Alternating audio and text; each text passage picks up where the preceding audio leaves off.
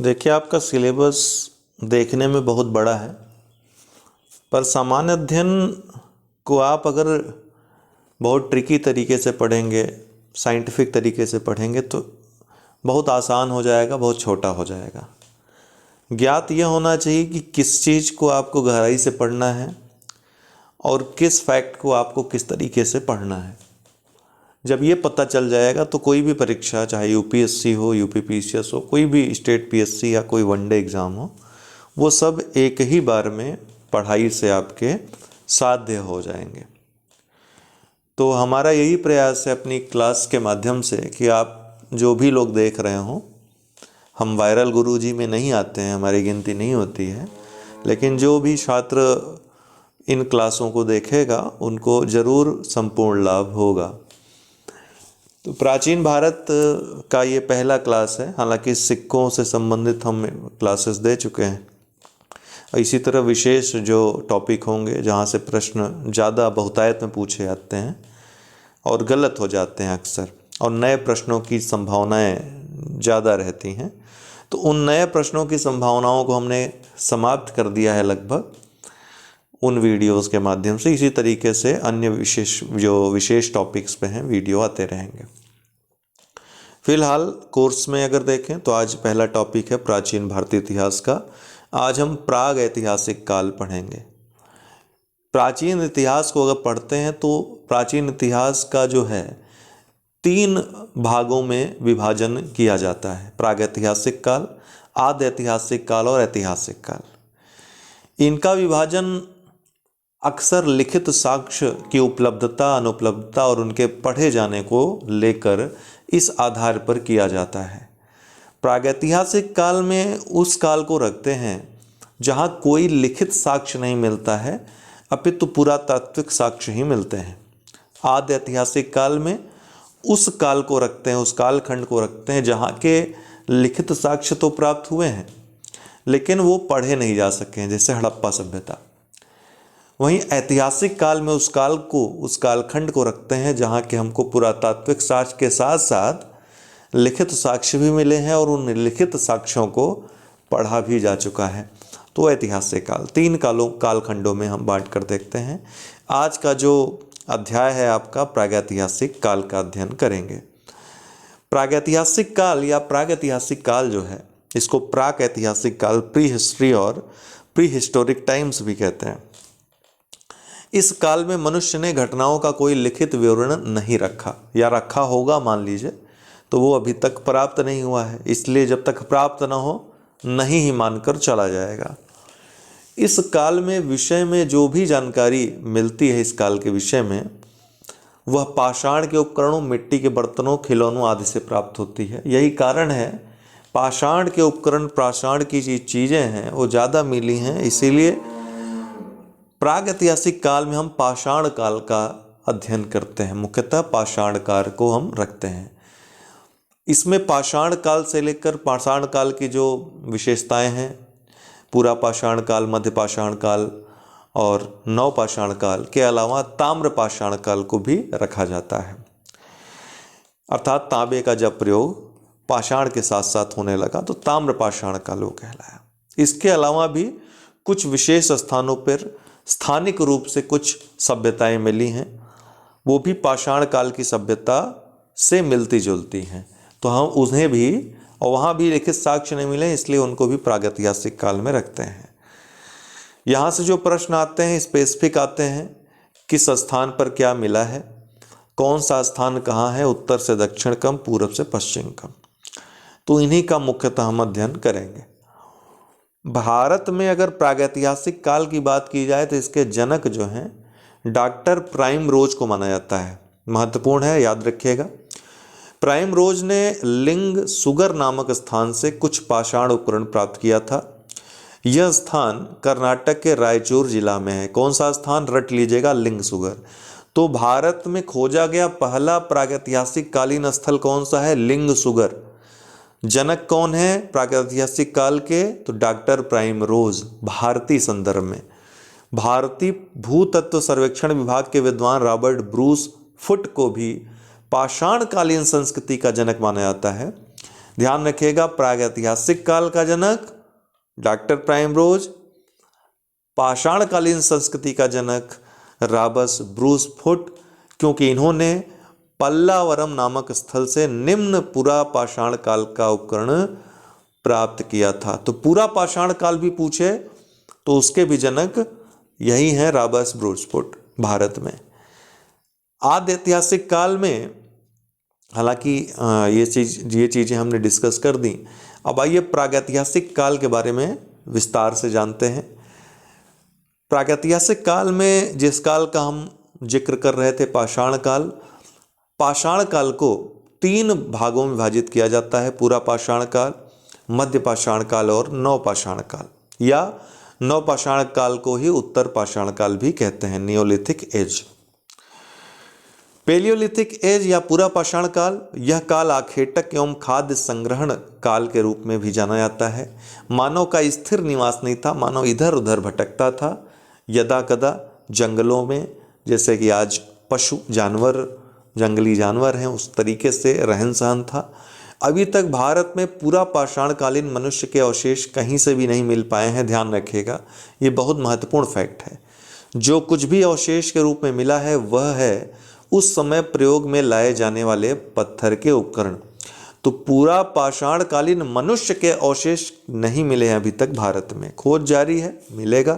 अभी हाल ही में दावा किया गया है कि हैदराबाद के पास पूरा पाषाणकालीन मानव के उपकरण अवशेष मिले हैं, लेकिन अभी उसकी पुष्टि नहीं हुई है। प्राप्त उपकरणों के आधार पर यह अनुमान लगाया जा रहा है कि ये लगभग 2,50,000 ईसा पूर्व के होंगे, जो अवशेष मिले हैं, पत्थरों के उपकरण जो मिले हैं पूरा पाषाण काल के। अभी हाल ही में महाराष्ट्र के बोरी नामक स्थान से खुदाई में मिले अवशेषों से ऐसा अनुमान लगाया जा रहा है कि इस पृथ्वी पर मनुष्य की उपस्थिति लगभग 14 लाख वर्ष पुरानी है। गोल पत्थर, जहाँ पर स्पेशल होगा, जहाँ फैक्ट्स होंगे एग्जाम के लिए, वहाँ मैं बार बार जोर दूंगा, तो आप लोग समझ जाइएगा। गोल पत्थरों से बनाए गए प्रस्तर उपकरण, प्रस्तर मतलब पत्थर के उपकरण या पाषाण उपकरण, मुख्य रूप से सोहन नदी घाटी में मिलते हैं। कहाँ? सोहन नदी की घाटी में। सामान्य पत्थरों के कोर तथा फ्लक्स प्रणाली द्वारा बनाए गए औजार मुख्य रूप से मद्रास, वर्तमान चेन्नई जिसको कहते हैं, वहाँ पाए गए हैं। इन दोनों प्रणालियों से निर्मित पत्थर के औजार सिंगरौली घाटी, मिर्ज़ापुर एवं बेलन घाटी, इलाहाबाद में मिले हैं। ये प्रमुख स्थान हैं, इनको आप देख सकते हैं। पेलियोलिथिक साइट्स हैं, पूरा पाषाणकालीन स्थल हैं। उत्तर से दक्षिण कम और पूरब से पश्चिम कम जो है, आप इसमें देख सकते हैं और रट लीजिएगा इस चीज़ को। मध्य प्रदेश के भोपाल के पास भीमबेटका में मिली पर्वत गुफाएं एवं शैलाश्रय भी महत्वपूर्ण है।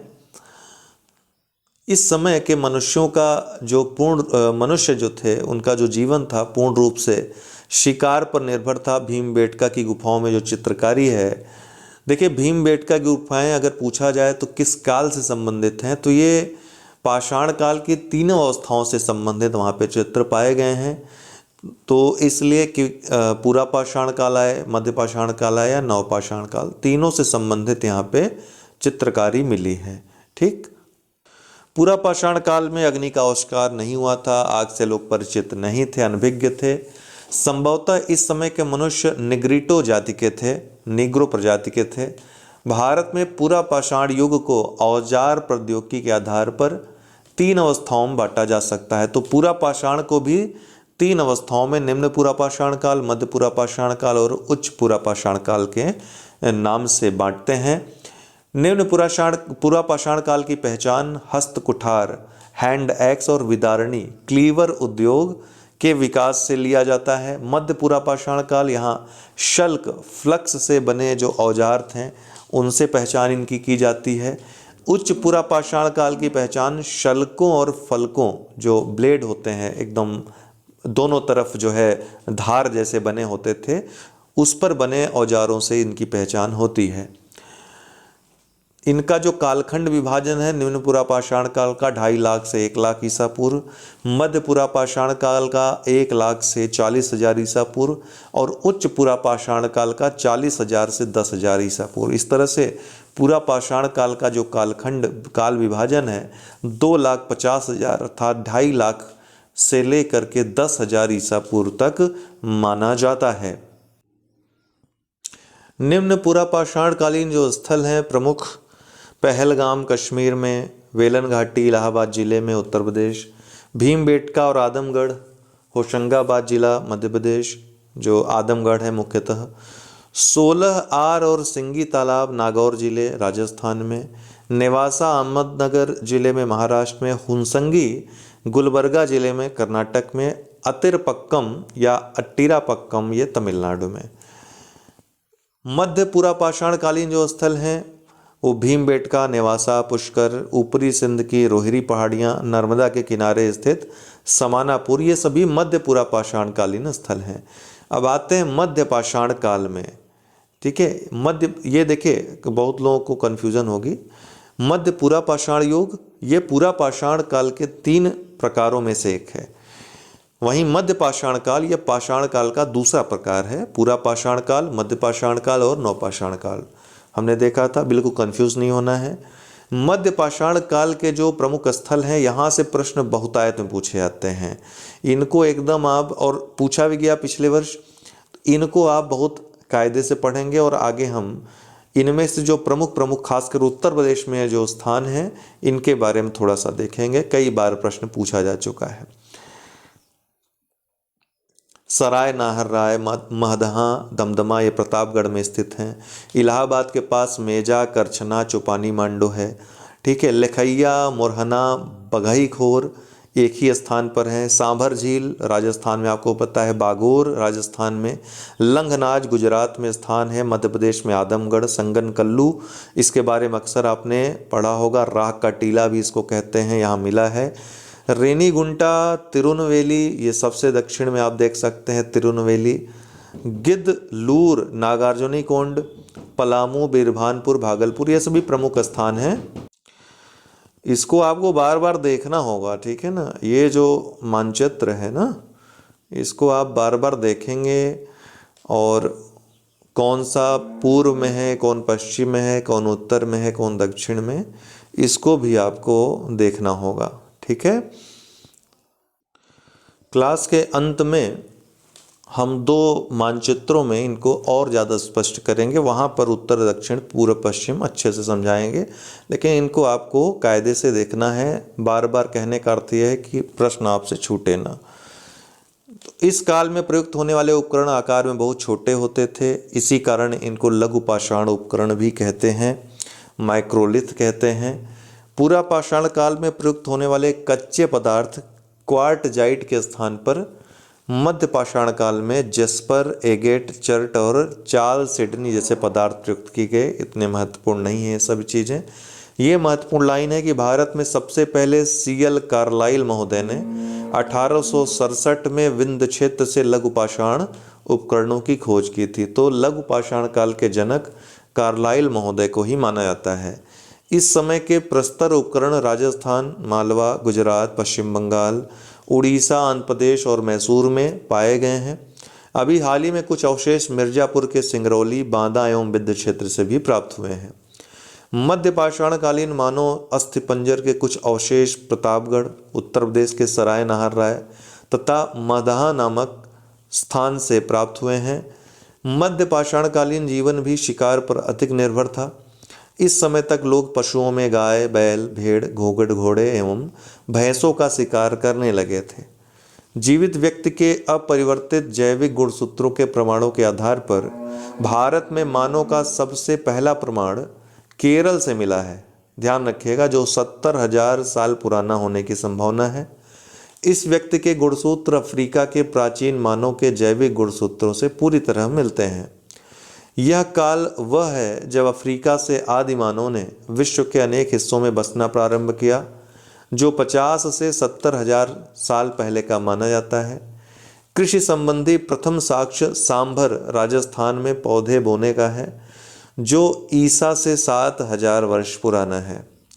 3,000 ईसा पूर्व तथा 1500 ईसा पूर्व के बीच सिंधु घाटी में एक उन्नत सभ्यता विद्यमान थी, जिसके अवशेष मोहनजोदड़ो और हड़प्पा मिले हैं।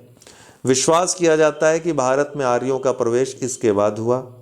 वेदों में हमें उस काल की सभ्यता की एक झांकी दिखाई देती है। मध्य पाषाण काल के अंतिम चरण में कुछ साक्ष्यों के आधार पर प्रतीत होता है कि लोग कृषि एवं पशुपालन की ओर आकर्षित हो रहे थे। इस समय मिली समाधियों से स्पष्ट होता है कि लोग अंत्येष्टि क्रिया से परिचित थे। मानव अस्थिपंजर के साथ साथ कहीं कहीं पर कुत्ते के अस्थिपंजर भी मिले हैं, जिससे आपका बुर्जहोम हो गया, जिनसे प्रतीत होता है कि ये लोग मनुष्य के प्राचीन काल से ही सहचर रहे हैं, अर्थात पालतू रहे हैं। बागोर और आदमगढ़ में 6ठी शताब्दी ईसा पूर्व के आसपास मध्य पाषाण युगीन लोगों द्वारा भेड़े बकरियां रखे जाने का साक्ष्य मिलता है। मध्य पाषाण युगीन संस्कृति के महत्वपूर्ण स्थल कौन कौन से हैं देख लेते हैं। अति महत्वपूर्ण जो स्थल हैं जो पूछे जाते हैं, एक तो बागोर है राजस्थान के भीलवाड़ा जिले में। यहाँ पे बागोर में पशुपालन के प्राचीनतम साक्ष्य मिले हैं। भारी मात्रा में लघु पाषाण उपकरण प्राप्त हुए हैं और मानव कंकाल की प्राप्ति यहाँ पर हुई है। वहीं मध्य प्रदेश राज्य के होशंगाबाद जिले में पशुपालन का प्राचीनतम साक्ष्य मिला है। कहाँ पर? आदमगढ़ में।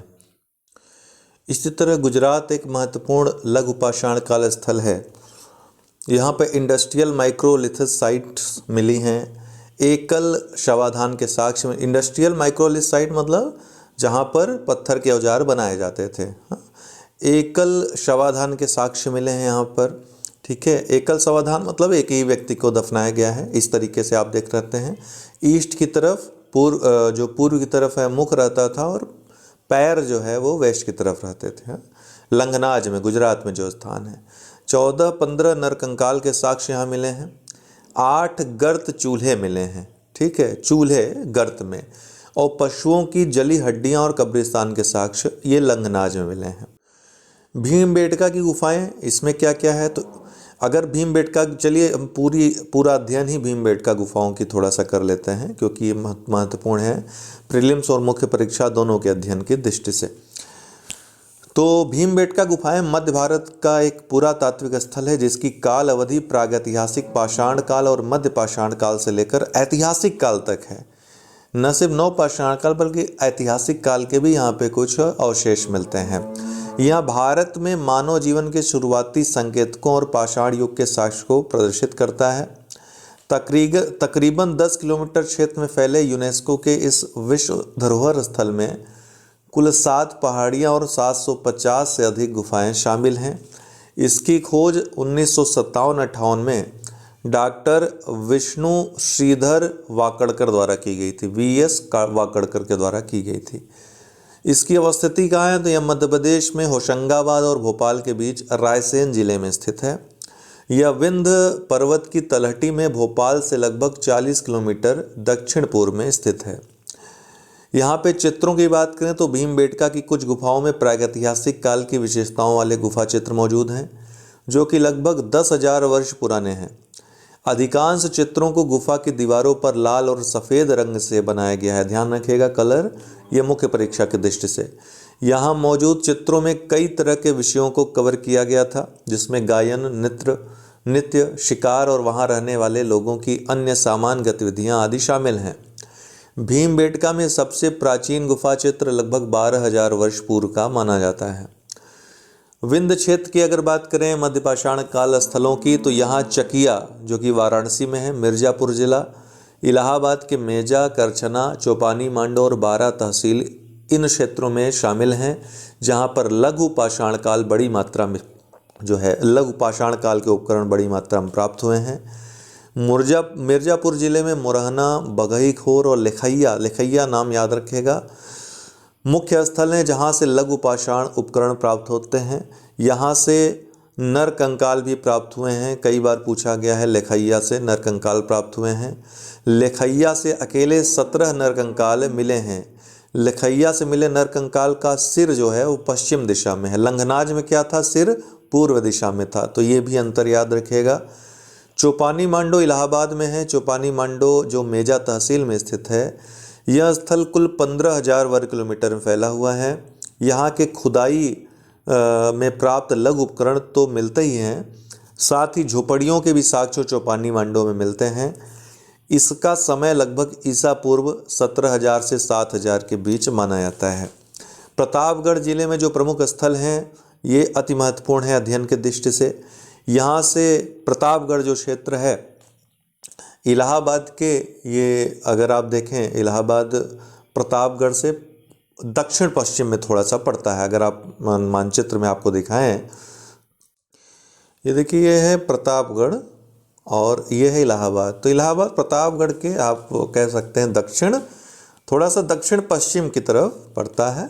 तो इसी अनुसार आप क्षेत्र भी याद रखिएगा कि प्रतापगढ़ वाला जो, अगर पश्चिम से पूर्व पूछेगा तो जो प्रतापगढ़ के क्षेत्र हैं वो इलाहाबाद के क्षेत्र से किस तरफ पड़ेंगे, पश्चिम में पड़ेंगे। ओके, इस चीज़ को आपको याद रखना। इलाहाबाद पूर्व में पड़ेगा, इलाहाबाद के जो स्थल हैं वो पूर्व की तरफ पड़ेंगे। इस तरीके से मिर्ज़ापुर के जो क्षेत्र हैं इलाहाबाद से पूर्व में पड़ेंगे। तो यहाँ से प्रतापगढ़ से जो स्थल हैं मिले हैं मध्य पाषाण काल के सराय नाहर राय, महदहा, दमदमा। ये सभी प्रमुख स्थल अपनी मुख्य विशेषताओं के लिए जाने जाते हैं। इनकी मुख्य विशेषताएं क्या क्या हैं? तो सराय नाहर राय जो है ये प्रतापगढ़ जिले में स्थित है। 14 शवाधान और 8 गर्त चूल्हों की प्राप्ति हुई है। 37 नर कंकाल मिले हैं और अंडाकार आवास की प्राप्ति यहाँ से हुई है सराय नाहर राय से। सराय नाहर राय में एक कब्र में 4 मानव कंकाल मिले हैं। एक कब्र में 4 मानव कंकाल जिनकी अवस्थिति पश्चिम से पूर्व है, अर्थात पश्चिम में सिर और पूर्व में पैर। महदहा की बात करें तो आप देख सकते हैं युगल शवाधान मिला है यहाँ पर महदहा में। तो ये भी प्रतापगढ़ में स्थित है। मृग श्रृंग के छल्ले और हड्डी के उपकरण की प्राप्ति हुई है। हड्डी के उपकरण कई बार पूछा गया है। महदहा 28 कंकाल मिले हैं जिसमें एकल शवाधान, युगल शवाधान और सामूहिक शवाधान। सामूहिक मतलब कई लोगों को एक साथ भी दफनाया गया है। ठीक है, और यहाँ भी वेस्ट की तरफ, या अर्थात पश्चिम से पूर्व की तरफ, वेस्ट की तरफ सिर और पश्चिम पूर्व की तरफ जो है पैर। सबसे प्राचीनतम स्थल मध्य पाषाण काल का महदहा को ही माना जाता है। दमदमा की बात करें, एक अन्य स्थल है, यहीं पर महदहा के पास स्थित है। तो दमदमा का संबंध भी मध्य पाषाण काल से है और इस काल में इसका उत्खनन कार्य इलाहाबाद विश्वविद्यालय द्वारा संपन्न कराया गया था। देखिए इन तीनों स्थलों का जो उत्खनन है, महदहा, दमदमा और सराय नाहर का, ये तीनों ही इलाहाबाद विश्वविद्यालय के शोधार्थियों के द्वारा संपन्न कराया गया था। आपकी जानकारी के लिए बता दें कि इस स्थल से कुल 41 नर कंकाल मिले हैं। कहाँ से? दमदमा से। इसमें से 3 मानव कंकाल हैं और 5 युगल शवाधान हैं। ध्यान रखिएगा युगल शवाधान यहाँ भी मिला है, दमदमा और महदहा दोनों में। दमदमा में युगल शवाधान मिलते हैं, वहीं दमदमा में भी 5 युगल शवाधान मिलते हैं। 35 एकल शवाधान भी मिलते हैं। शवाधान के साथ ही यहाँ से गर्द चूल्हे भी प्रकाश में आए हैं। इसके अलावा यहाँ से विभिन्न पशुओं के अवशेष जैसे गाय, बैल, भेड़, बकरी, भैंस, हाथी दांत, सूअर आदि की हड्डियाँ मिलती हैं। इसके साथ ही कुछ पक्षियों, मछलियों आदि की हड्डियाँ भी प्राप्त होती हैं। तीसरा जो पाषाणकालीन जो आपका काल है, नवपाषाण काल या उत्तर पाषाण काल भी इसको कहते हैं। कृषि के आविष्कार के बाद स्थितियां परिवर्तित हुई। कृषि चूँकि उसकी रक्षा करनी, सुरक्षा करनी आवश्यक थी। अगर आपने कुछ अनाज बो दिए तो उसका आप ही ग्रहण करो, कोई और ना उसको चुरा कर ले जाए, इसके लिए जरूरी हो गया कि उसकी रक्षा की जाए। तो उसकी रक्षा के उद्देश्य से स्थायी निवास लोगों ने बनाने शुरू किए। तो स्थायी निवास जब बनाने शुरू किए, कृषि उत्पादन हुआ, तो उत्पादन पूरा तो खा नहीं जाते होंगे, तो उसको रखे जाने की आवश्यकता महसूस हुई। तो इस तरीके से नई प्रणालियों का विकास शुरू हुआ। तो इसीलिए इसको नवपाषाण काल कहा जाता है। इसमें आग का आविष्कार, थोड़ा थोड़ा व्यापार की भी यहाँ से शुरुआत, वाणिज्य की भी शुरुआत देखी जा सकती है। आग और पहिए का आविष्कार से अन्य जो क्रियाकलाप थे कृषि संबंधी, कृषि से जुड़े हुए, वो भी संभव हो सके। एक स्थान से दूसरे स्थान तक जो वस्तुओं का आवागमन था, अनाजों का आवागमन था, वो संभव हो सका। तो धीरे धीरे फिर मानव विकास संभव हो सका।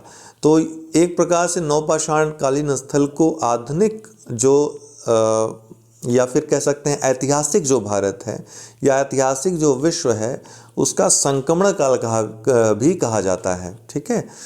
यूनानी भाषा का नियो शब्द नवीन के अर्थ में प्रयुक्त होता है, इसलिए इस काल को नवपाषाण काल भी कहा जाता है। इस काल की सभ्यता भारत के विशाल क्षेत्र में फैली हुई थी। सबसे पहले ध्यान रखिएगा 1860 ईस्वी में ली मेसूरियर ने इस काल का प्रथम प्रस्तर उपकरण उत्तर प्रदेश की टोंस नदी की घाटी से प्राप्त किया। तो इसके जो खोजकर्ता हैं या जनक कहे जाते हैं नवपाषाण काल के भारत में ली मेसूरियर। इसके बाद 1872 में लिबनियन फ्रेजर ने कर्नाटक के बेलारी क्षेत्र को दक्षिण भारत के उत्तर पाषाणकालीन सभ्यता का मुख्य स्थल घोषित किया। नाम याद रखिएगा, लिबनियन फ्रेजर, बेलारी क्षेत्र कर्नाटक का, और बेलारी में नवपाषाण काल है, उत्तर पाषाणकालीन स्थल इसको माना जाता है। इसके अतिरिक्त इस सभ्यता के मुख्य केंद्र कश्मीर, सिंध प्रदेश, बिहार, झारखंड, बंगाल, उत्तर प्रदेश, आंध्र प्रदेश, छत्तीसगढ़, असम आदि हैं। इसमें आप देख सकते हैं नवपाषाण कालीन स्थलों को। कश्मीर में बुरजहोम, गुफकराल, इलाहाबाद में कोल्डिहवा, महागड़ा, पंचोह, चिरांड, इसके अलावा पांडुराज, रडी भी, बंगाल में उतनूर, नागार्जुनी कोंड, कोनेकनल, आंध्र प्रदेश में, तमिलनाडु में पोचमपल्ली, और आप देख सकते हैं कर्नाटक में मास्की, ब्रह्मगिरी, संगनकल्लू, हलूर और पिकलीहल। ये सभी प्रमुख केंद्र हैं नवपाषाणकालीन स्थल भारत में। तो देख रहे हैं उत्तर से दक्षिण, पूरब से पश्चिम तक ये फैला हुआ। अगर हम बुरजहोम की बात करें तो श्रीनगर के उत्तर पश्चिम में 16 किलोमीटर दूर ये स्थित है। गर्तावास, यहाँ से गर्तावास के गड्ढा घर, गड्ढा खोद के घर या वहाँ पर रहने का साक्ष्य मिला है। मृद भांड की विविधता यहाँ पर देखी गई है, कई तरह के मृद भांड पाए गए हैं। पत्थर की हड्डी के औजार यहाँ पर मिले हैं, पत्थर के और हड्डी के औजार यहाँ दोनों से मिलकर बनाए। सूक्ष्म पाषाण का अभाव यहाँ पर मिलता है। जमीन के नीचे घर बनाकर यहाँ के लोग रहते थे, गर्तावास था। इसकी खोज जो है महत्वपूर्ण है, अभी तक पूछा नहीं गया है, पूछा जा सकता है। इसकी खोज टेरा और पीटरसन ने 1935 ईस्वी में की थी। बुरजहोम को प्लेस ऑफ बिर्च भी कहते हैं। क्यों कहते हैं? क्योंकि यहाँ पर खुदाई में बड़ी संख्या में बिर्च के वृक्ष मिलते हैं। गुफकराल की खुदाई A.K. शर्मा ने की थी, वो भी बुरजहोम के पास ही स्थित है, वहाँ भी गर्तावास के साक्ष्य मिले हैं। चिरांड नामक बस्ती बिहार में स्थित है, ध्यान रखिएगा। चिरांड गंगा घाघरा जैसी 4 नदियों के संगम पर स्थित है। पूछा जाए 4 नदियों के संगम पे या गंगा घाघरा के संगम में कौन सा स्थल स्थित है? नवपाषाणकालीन चिरांड है, बिहार में स्थित है, छपरा के पास। यह एकमात्र स्थल है जो मैदान में स्थित है, बाकी सब पर्वतीय, पहाड़ी, पठारी इलाकों में स्थित हैं, लेकिन चिरांड जो है मैदान में स्थित है। ये भी एक फैक्ट बनता है। यहाँ बुरजहोम के बाद अगर देखा जाए तो सर्वाधिक मात्रा में हड्डी के उपकरण चिरांड में ही मिलते हैं। नवपाषाण काल में पाला गया पहला जो पशु था वो भेड़ था, ऐसा शोधकर्ताओं का मानना है अभी तक। सबसे प्राचीनतम नवपाषाणकालीन बस्ती मेहरगढ़ है। सबसे प्राचीनतम नवपाषाणकालीन बस्ती क्या है? मेहरगढ़ है, जो कि बलूचिस्तान, पाकिस्तान में स्थित है। और मेहरगढ़ के बारे में मैंने यहाँ मेहरगढ़ का इसलिए जिक्र किया क्योंकि ये पूछा जाता है प्राचीनतम विश्व में प्राचीनतम कृषि और पशुपालन के साक्ष्य कहाँ मिलते हैं, तो वो मेहरगढ़ से ही मिलते हैं, बलूचिस्तान, पाकिस्तान में। उत्तर प्रदेश के विंध्य क्षेत्र में बेलन घाटी के कोल्डिहवा, जो कि इलाहाबाद में स्थित है, महागड़ा और पंचोह, ये प्रमुख नवपाषाणकालीन पुरास्थल हैं। कोल्डिहवा से नवपाषाण काल के अवशेष तो मिलते ही हैं, साथ ही ताम्रपाषाण काल और लौह काल के भी साक्ष्य मिलते हैं। लेकिन देखा जाए तो पंचोह नामक जो स्थल है वहाँ से केवल नवपाषाणकालीन अवशेष मिलते हैं। कोल्डिहवा और महागड़ा जो स्थान है, यहाँ से देश का प्राचीनतम गांव का साक्ष्य मिला है।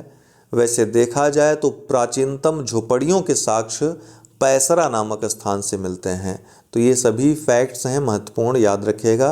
प्राचीनतम झोपड़ियाँ पैसरा से, प्राचीनतम गांव कोल्डिहवा, महागड़ा। ठीक, ये याद रखिएगा। और धान की सबसे पहले जो प्रमाण मिले हैं वो भी कोल्डिहवा से मिले हैं। तो कोल्डिहवा के बारे में बात करें तो देश का प्राचीनतम गांव और धान की खेती किए जाने के प्राचीनतम साक्ष्य, ये दोनों चीज़ें कोल्डिहवा के लिए फेमस हैं और यहीं से प्रश्न आता है। महागढ़ा जो कि इलाहाबाद में स्थित है, विंध्य क्षेत्र में इलाहाबाद में बेलन सरिता, देखिए ये सभी बेलन घाटी में स्थित हैं। कोल्डिहवा हो गया, महागढ़ा हो गया, ठीक है, पंचो हो गया, ये सभी। तो विंध्य क्षेत्र में इलाहाबाद में बेलन सरिता के निकट ये स्थित है महागढ़ा। यहाँ भी सबसे प्राचीनतम गांव के साक्ष्य मिले हैं कोल्डिहवा के साथ। सबसे प्राचीनतम गौशाला के साक्ष्य महागढ़ा में मिले हैं, ये पूछा भी गया किसी परीक्षा में, मैंने देखा। गेहूं और जौ के साक्ष्य महागढ़ा से मिले हैं। इसमें सॉरी, ये जो पैसरा मैंने नाम लिखा है, पंचोह, कोल्डिहवा और महागढ़ा ये इलाहाबाद स्थित है उत्तर प्रदेश में। इसमें पैसरा जो है ये मुंगेर बिहार में स्थित है, जहाँ पर प्राचीनतम झोपड़ियों के साक्ष्य मिले हैं। ताम्र पाषाणकालीन स्थल देखें, कॉपर स्टोन एज, जिस काल में मनुष्य ने पत्थर और तांबे के औजारों का साथ साथ प्रयोग किया, अर्थात तांबे के बारे में भी सीख लिया, उस काल को ताम्र पाषाणिक काल कहते हैं। सबसे पहले जिस धातु को औजारों के रूप में प्रयुक्त किया गया वह तांबा ही थी। ऐसा माना जाता है कि तांबे का सबसे पहले प्रयोग करीब 5000 ईसा पूर्व में किया गया होगा। भारत में ताम्र पाषाण अवस्था के मुख्य क्षेत्र दक्षिण पूर्वी राजस्थान, मध्य प्रदेश के पश्चिमी भाग, पश्चिमी महाराष्ट्र और दक्षिण पूर्वी भारत में स्थित हैं। दक्षिण पूर्वी राजस्थान में स्थित बनास घाटी, ध्यान रखिएगा कि सूखे क्षेत्रों में अहाड़ या अहाड़ा एवं गिलुंड नामक स्थानों से खुदाई की गई। ये सभी ताम्र पाषाणिक स्थल हैं, इनको इसी प्रकार आप नाम से याद रखिएगा। क्या? बनास घाटी का अहाड़, गिलुंड, ये कहाँ है? राजस्थान में। मालवा एवं एरण स्थानों पर भी खुदाई का कार्य संपन्न हुआ, जो पश्चिमी मध्य प्रदेश में स्थित हैं। क्या? मालवा, एरण। खुदाई में मालवा से प्राप्त होने वाले मृदभांड ताम्र पाषाण काल की खुदाई से प्राप्त अन्य मृदभांडों में सर्वोत्तम पाए गए हैं। पश्चिमी महाराष्ट्र में हुए व्यापक उत्खनन क्षेत्रों में अहमदनगर के जौरवे या जौरवे संस्कृति के नाम से भी जाना जाता है उसे, नेवासा एवं दैमाबाद, पुणे जिले में सोनगांव, इनाम गांव आदि क्षेत्र सम्मिलित हैं। ये सभी क्षेत्र जोरवे संस्कृति के अंतर्गत आते हैं। इस संस्कृति का समय 1400 से 700 ईसा पूर्व के करीब माना जाता है। वैसे तो यह सभ्यता या जोरवे सभ्यता ग्रामीण थी, पर कुछ भागों जैसे दैमाबाद एवं इनाम गांव में नगरीकरण की प्रक्रिया प्रारंभ हो गई थी। बनास घाटी में स्थित अहाड़ में, ये राजस्थान में स्थित है, सपाट कुल्हाड़ियाँ, चूड़ियाँ और कई तरह की चादरें प्राप्त हुई हैं। ये सब तांबे से निर्मित उपकरण थे। अहाड़ अथवा ताम्रवली के लोग पहले से ही धातुओं के विषय में जानकारी रखते थे। अहाड़ संस्कृति की समय सीमा 2100 से 1500 ईसा पूर्व के मध्य मानी जाती है। गिलुंड या गिलुंडू, जहाँ पर एक पत्थर फलक उद्योग के अवशेष मिले हैं, अहाड़ संस्कृति का केंद्र बिंदु माना जाता है। इस काल में या ताम्र पाषाण काल में गेहूँ, धान और दाल की खेती करते थे लोग। पशुओं में गाय, भैंस, भेड़, बकरी, सूअर, ऊंट पालते थे। जोरवे संस्कृति के अंतर्गत एक 5 कमरे वाले मकान का अवशेष मिला है, ध्यान रखिएगा। जोरवे संस्कृति में जीवन सामान्यतः ग्रामीण था। चाक निर्मित लाल और काले रंग के मृदभांड यहाँ पाए गए हैं। कुछ बर्तन जैसे साधारण तस्तरियाँ, साधारण कटोरे महाराष्ट्र और मध्य प्रदेश में सूत एवं रेशम के धागे तथा कायथा में मिले मनके के हार के आधार पर कहा जाता है या कहा जा सकता है कि ताम्र पाषाण काल में लोग कताई, बुनाई एवं सोनारी व्यवस्था से परिचित थे। तो मिला कि ये जो हमने आपको बताया है, इसमें नाम याद रखिएगा। अहाड़ संस्कृति, जोरवे, इनाम गांव, ये सब। गिलंडू कहाँ है, अहाड़ कहाँ है, कायथा जैसे मध्य प्रदेश का कायथा है, ये सभी बहुत महत्वपूर्ण है, आपको याद रखना है, पूछा जाता है और ये मिलान के लिए भी आता है। ठीक है। एरण हो गया, ठीक है, एरण नामक स्थान पे एक अभिलेख भी मिला है। और आपसे कमेंट बॉक्स में मैं जानना चाहूँगा, हालांकि अभी इतिहास जब पढ़ेंगे तो एरण अभिलेख के बारे में पढ़ेंगे, किससे संबंधित है, किस शासक से संबंधित है, अगर आप बता सकें तो बताइएगा ज़रूर। इस समय शवों के संस्कार में घर के भीतर ही शवों को दफना दिया जाता था। दक्षिण भारत में प्राप्त शवों के शीश पूर्व और पैर पश्चिम की ओर एवं महाराष्ट्र में प्राप्त शवों के शीश उत्तर और पैर दक्षिण की ओर मिले हैं। पश्चिमी भारत में लगभग संपूर्ण शवाधान एवं पूर्वी भारत में आंशिक शवाधान का प्रचलन था। इस काल के लोग लेखन कला से अनभिज्ञ थे, लिखना नहीं जानते थे। राजस्थान और मालवा में प्राप्त मिट्टी निर्मित वृषभ की मूर्ति एवं इनाम गांव से प्राप्त माते देवी की मूर्ति से लगता है कि लोग वृषभ एवं माते देवी की पूजा करते थे। तिथि क्रम के अनुसार भारत में ताम्र पाषाण बस्तियों की अनेक शाखाएं हैं। कुछ प्राक हड़प्पाई हैं, हड़प्पा के पहले की हैं, कुछ हड़प्पा संस्कृति के समकालीन हैं और कुछ हड़प्पा के बाद की हैं। प्राक हड़प्पा कालीन संस्कृति के अंतर्गत राजस्थान के कालीबंगा एवं हरियाणा के बनावली स्पष्टतः ताम्र पाषाणिक अवस्था के हैं। हालांकि ये हड़प्पा कालीन भी स्थल रहे हैं, लेकिन हड़प्पा के पहले ही इनका विकास हो गया था। 1200 ईसा पूर्व के लगभग ताम्र पाषाणी संस्कृति का लोप हो गया। केवल जोरवे संस्कृति ही 700 ईसा पूर्व तक बची रह सकी। याद रखिएगा यूपीएससी वालों, सबसे पहले चित्तित भांडों या मृद भांडों के अवशेष ताम्र पाषाणिक काल में ही मिलते हैं। इसी काल के लोगों ने सर्वप्रथम भारतीय प्रायद्वीप में बड़े बड़े गांवों की स्थापना की। अब देख लेते हैं प्राग ऐतिहासिक काल के प्रमुख तथ्यों को, जितने तथ्य आ सकते हैं आपकी परीक्षा में। भारत में पुरापाषाण युगीन सभ्यता का विकास प्लेस्टोसीन या हिमयुग में हुआ। पहला फैक्ट। पाषाण युग या को मानव द्वारा प्रयोग में लाए गए पत्थर के उपकरणों की बनावट तथा जलवायु में होने वाले परिवर्तन के आधार पर 3 भागों में बांटा जा सकता है। पहला पुरापाषाण काल, दूसरा मध्यपाषाण काल, तीसरा उत्तर या नवपाषाण काल। पैलियोलिथिक एज, मेसोलिथिक एज और नियोलिथिक एज। पुरापाषाण काल में मानव शरीर के अवशेषों का अभाव रहा है, नहीं मिले हैं। हिमयुग का अधिकांश हिस्सा इसी काल से गुजरा है। इसी काल में चापर चापिंग या पेबुल परंपरा के अंतर्गत गोल पत्थरों को तोड़कर हथियार बनाए गए, जिसके अवशेष पंजाब की सोहन नदी घाटी से मिलते हैं। हस्त कुठार हैंड एक्स परंपरा के हथियार मद्रास से प्राप्त हुए हैं। मद्रास के अतिरिक्त इस काल के औजारों के अवशेष मिर्जापुर के बेलन घाटी, दिदवाना या डिडवाना राजस्थान और नर्मदा नदी घाटी से प्राप्त होते हैं। भीमबेटका की जो गुफाएं हैं, इसमें तत्कालीन मनुष्यों के आवास के अवशेष मिले हैं। इस युग का मानव आग से अनभिज्ञ था, कच्चा मांस अथवा फल फूल खाया करता था। स्थायी निवास के अभाव में इस समय का मानव खाना बदोश का, अभी हम पूरा पाषाण में चल रहे हैं, खाना बदोश का जीवन जीता था। कृषि कर्म तथा पशुपालन से विमुख इस समय का मानव पूर्णतः आखिर तक का जीवन जीता था। न तो किसी का पता था, न पशुपालन जैसी कोई व्यवस्था थी। मध्य पाषाण काल के लोग, अब मध्य पाषाण काल में आते हैं, शिकार करने, मछली पकड़ने, खाद्य सामग्री को एकत्र करने के साथ साथ पशुपालन भी करने लगे थे। मध्य प्रदेश के आदमगढ़ तथा राजस्थान के बागोर से पशुपालन के सबसे पुराने साक्ष्य अगर भारतीय दृष्टि देखें तो मिलते हैं। इस काल में शिकार में प्रयुक्त होने वाले औजार बहुत छोटे होते थे, जिन्हें माइक्रोलिथ कहा जाता था। इसी काल के नाम पर लघु पाषाण काल इसको कहा जाता है। इस काल को छोटे आकार के पत्थरों से निर्मित उपकरण राजस्थान, गुजरात, मालवा, पश्चिम बंगाल, आंध्र प्रदेश तथा मैसूर से प्राप्त हुए हैं। संभवतः पहला मानव अस्थिपंजर मध्य पाषाण काल में ही मिला। प्रतापगढ़ के सराय नाहर राय तथा मदहा नामक स्थान से मध्य पाषाण काल के प्रथम मानव अस्थिपंजर मिले हैं। इस काल में मानव थोड़ा बहुत कृषि कर्म तथा बर्तन निर्माण कला से भी परिचित होने लगा था।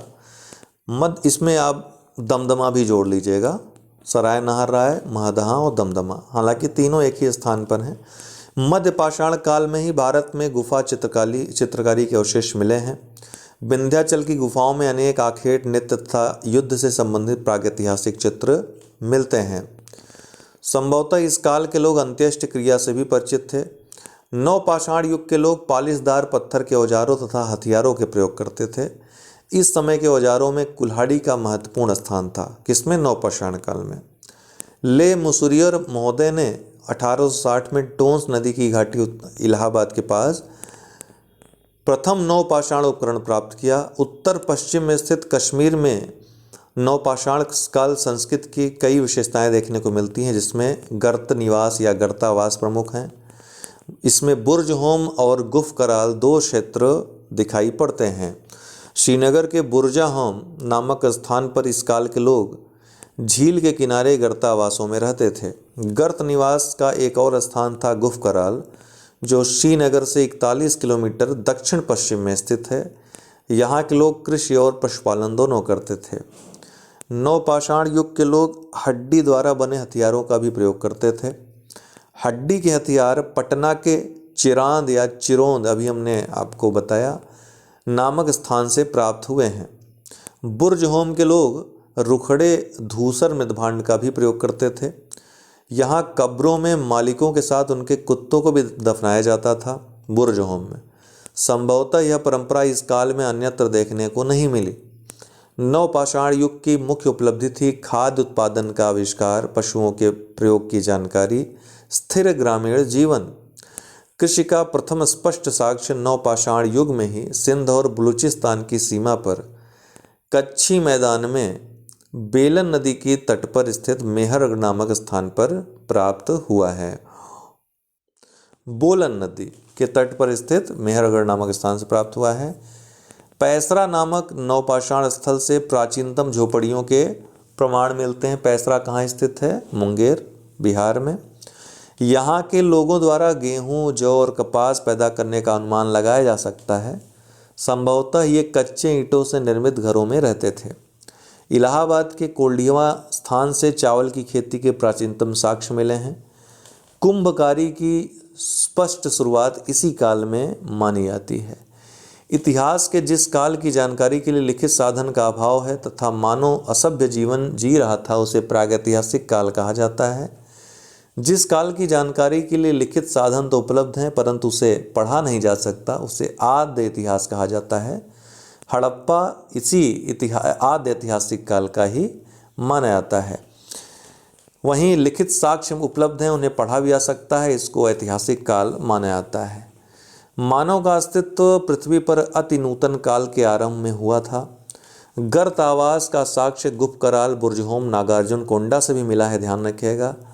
बेलन घाटी क्षेत्र पुरापाषाण काल के तीनों चरणों से जुड़ा है। ठीक, कौन? बेलन घाटी क्षेत्र पुरापाषाण काल के जो 3 स्थल थे, तीनों से जुड़ा है। भीमबेटका के गुफा से चित्रकारी के साक्ष्य मिले हैं। मध्य प्रदेश के आदमगढ़ और राजस्थान के बागोर से पशुपालन के सबसे पुराने साक्ष्य मिले हैं। मेहरगढ़ से सर्वप्रथम कृषि का साक्ष्य मिला है। नवपाषाण युग के हथियार बिहार के चिरांद नामक स्थान से प्राप्त हुए हैं। इलाहाबाद के कोल्डिहवा स्थान से चावल के खेती के प्राचीनतम साक्ष्य मिले हैं। गर्त चूल्हे का प्राचीन साक्ष्य लंघनास तथा सराय नाहर राय से मिला है। कुपगल तथा काडेगल से राख का टीला मिला है। कहाँ से? कुपगल और काडेगल से। मृदभांड निर्माण का प्राचीनतम साक्ष्य जो चौपानी मंडो से मिला है। मनुष्य के साथ पालतू पशु को दफनाने का साक्ष्य बुर्जहोम से मिला है। एक बार हम पुनः रिवीजन के लिए आप लोगों को सूक्ष्मता से बता देते हैं। इन सभी स्थलों को एक बार फिर देख लीजिए। मेहरगढ़ जो है नवपाषाण कालीन स्थलों को बता रहे हैं। मेहरगढ़ पाकिस्तान में स्थित है। 7000 ईसा पूर्व का यहाँ पर जो खुदाई में मिले हैं प्रमाण, उसके आधार पर 7000 ईसा पूर्व का यह बताया जाता है। यह भारतीय उपमहाद्वीप की प्राचीनतम कृषक बस्ती थी और यहाँ से कपास और गेहूँ की खेती के साक्ष्य मिले हैं। तो भारतीय उपमहाद्वीप की प्राचीनतम कृषक बस्ती मेहरगढ़ थी। बुर्जहोम की बात करें, कश्मीर में स्थित है। पालतू कुत्ते का मालिक के शव के साथ दफनाया जाना, गर्तावास के साक्ष्य मिले हैं। गुफ कराल कश्मीर में स्थित है। यहाँ के लोग शिकार करते व मछली पकड़ते थे, परंतु संभवतः यहाँ के लोग कृषि से भी परिचित थे। यहाँ भी गर्तावास के साक्ष्य मिले हैं। चिरांद, चैचर, सैनुआर, तारादीह ये सभी बिहार में स्थित हैं। ये मध्य गंगा घाटी में भी कुछ महत्वपूर्ण नवपाषाण स्थल हैं जो हड्डी से बने औजार और हथियार इस्तेमाल करते थे। कर्नाटक में मास्की, ब्रह्मगिरी, हल्लूर, कोड्डकल, पिकलीहल, संगनकल्लू, तेकलकोट्टा ये सभी स्थान स्थित हैं। ये लोग पशुपालक थे। इन्होंने भेड़, बकरियों और मवेशियों को पालतू बनाया था। पच्चमपल्ली ये तमिलनाडु में स्थित है। दक्षिण भारत में प्रयुक्त होने वाली फसलें रागी, गेहूं और मूंग थी। नवपाषाण काल में कृषि यहाँ गौड़ ही थी। नवपाषाण काल में यहाँ कृषि उपकरणों का प्रयोग होता था। उतनूर आंध्र प्रदेश में स्थित था। ये लोग किसान थे, इन्होंने भेड़ बकरियों और मवेशियों को पालतू बनाया। डेओजली हेडिंग ये मेघालय में स्थित है। इस क्षेत्र में उत्तरी कछार, गारो और नागा पहाड़ियाँ सहित असम की पहाड़ियाँ शामिल हैं। कोल्डिहवा उत्तर प्रदेश 6000 ईसा पूर्व से 5000 ईसा पूर्व, यहाँ से चावल की खेती के साक्ष्य मिलते हैं। लेकिन एक बात यहाँ पे आप लोग नोट कर लीजिएगा, मैं नोट्स में लिखा भी हुआ है, PDF जो दिया है। कोल्डिहवा को पहले सबसे प्राचीन स्थल माना जाता था धान की खेती का, लेकिन पूरे विश्व में लहुरा देव का नाम याद रखिएगा। ये संत कबीर नगर उत्तर प्रदेश में स्थित है। अगर लहुरा देव नहीं आएगा ऑप्शन में तो कोल्डिहवा होगा सही। अगर लहुरा देव ऑप्शन में रहेगा तो लहुरा देव हो जाएगा। संत कबीर नगर में स्थित है। यहाँ 7000 ईसा पूर्व के धान की खेती के साक्ष्य मिले हैं। तो धान की खेती के पूरे विश्व में प्राचीनतम साक्ष्य कहाँ मिले हैं? लहुरा देव में, उसके बाद कोल्डिहवा, दोनों ही उत्तर प्रदेश में स्थित हैं। महागढ़ा उत्तर प्रदेश में अभी हमने देखा। बेलन घाटी क्षेत्र में स्थित इस स्थल से पशुपालन का स्पष्ट प्रमाण मिलता है। चौपानी मांडो उत्तर प्रदेश में स्थित है, इसको भी देखा हमने। विश्व का प्राचीनतम मृदभांड यहीं से मिला है, ध्यान रखिएगा, चौपानी मांडो से। यह नवपाषाण काल की तिथि को कुछ पीछे ले जाता है। पूरे प्रागैतिहासिक कालीन संस्कृति की विशेषताएं जो एग्जाम के दृष्टि से जो पूछे जा चुके हैं उनको देख लेते हैं। निम्न पुरापाषाण काल में देखें तो शल्क, गणासा, खंडक, उपकरण संस्कृति, ये संस्कृति के लक्षण थे निम्न पुरापाषाण काल के। निम्न पुरापाषाण काल के जो मुख्य स्थल थे, शुरू हमने बताया था, पंजाब, कश्मीर, सोहन घाटी, सिंगरौली घाटी, छोटा नागपुर, नर्मदा घाटी, कर्नाटक और आंध्र प्रदेश।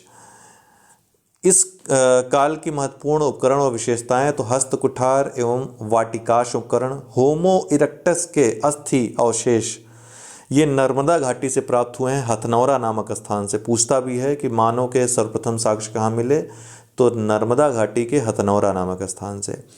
मध्य पुरापाषाण काल में खुरचनी वेदक संस्कृति ये लक्षण थे संस्कृति के। नेवासा महाराष्ट्र, डीडवाना राजस्थान, भीमबेटका, नर्मदा घाटी, बाकुंडा, पुरुलिया से इसके अवशेष मिले हैं। फलक बेधनी भीमबेटका से गुफा चित्रकाली मिली है।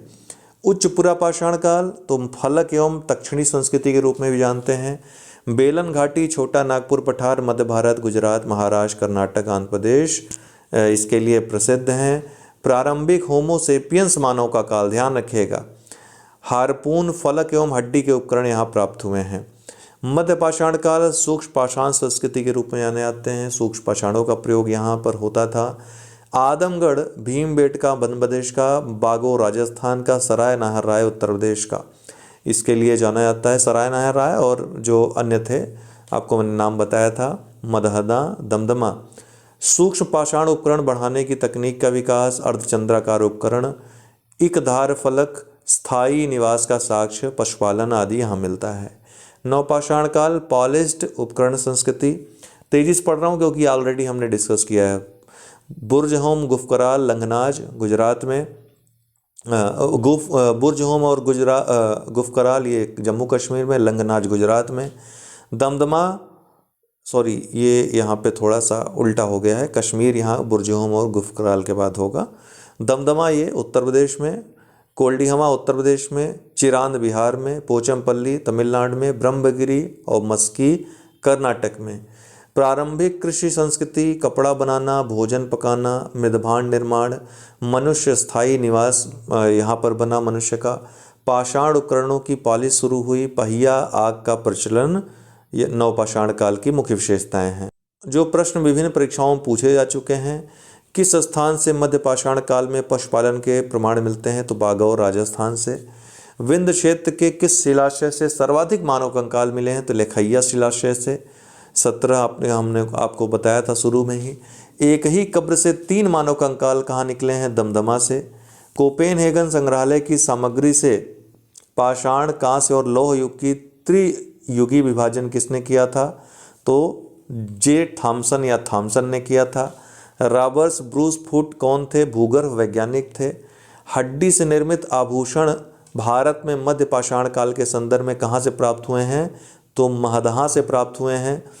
भीमबेटका की गुफाएं कहाँ स्थित हैं? अब्दुल्लागंज रायसेन में स्थित हैं। गर्त आवास के साक्ष्य बुरजहोम और गुफकराल से प्राप्त हुए हैं। भारतीय पुरातत्व सर्वेक्षण किस विभाग या मंत्रालयों में से किसका संलग्न कार्यालय है, मतलब किसके अंतर्गत कार्य करता है? तो पूछेगा संस्कृति मंत्रालय, पर्यटन मंत्रालय और अन्य गृह मंत्रालय, इस तरीके। तो संस्कृति मंत्रालय के अंतर्गत। नौदा टोली का उत्खनन किसने किया था? तो HD सांकलिया ने किया था। नौदा टोली कहाँ स्थित है? मध्य प्रदेश में। राख का टीला किस नवपाषाण कालीन स्थल से संबंधित है? तो संगन कल्लू को राख का टीला कहते हैं। मध्य पाषाण प्रसंग में पशुपालन के प्रमाण कहाँ मिले हैं? चौपानी मांडो से।